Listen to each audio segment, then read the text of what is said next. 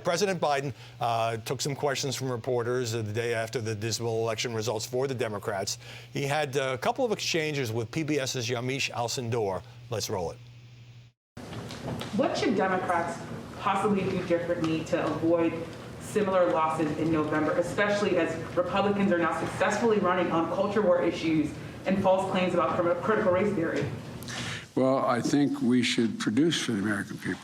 What's your message, though, for Democratic voters, especially black voters, who see Republicans running on race, education, lying about critical race theory, and they're worried that Democrats don't have an effective way to push back on that? Well, I think that the whole answer is just to speak the truth.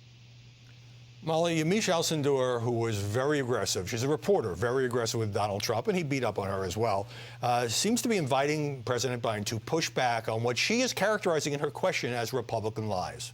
Yeah, Yamiche Alcindor is actually not a reporter. I mean, that is what her position is supposed to be. She's a hardcore activist. She's kind of an embarrassment to the journalistic profession because of these questions she asks. Not just there, where she's asking, as an activist, for help for her Democratic Party allies. She did that at the very first press conference on March 25th, when she said that our entire border crisis was a result of Joe Biden being such a wonderful person. This is in such stark contrast to what she did during the previous administration, where she was cartoonishly hostile each and every encounter she had with President Trump. And that's something that people can understand, being adversarial toward a president and then being adversarial toward the next president. But the way that she flips from being such extreme, well, she doesn't really flip at all. She's a Democratic partisan activist and a propagandist, regardless of who's holding the office. But we need answers. We need someone to hold this administration accountable. We do have one-party control in D.C., as Harold notes. And we need some people to push back against what's happening.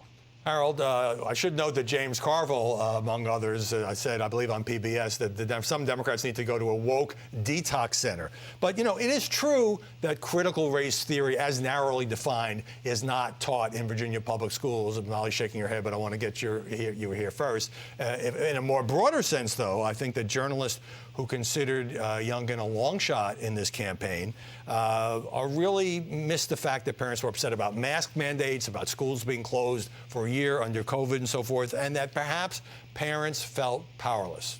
Take on whatever of those you want.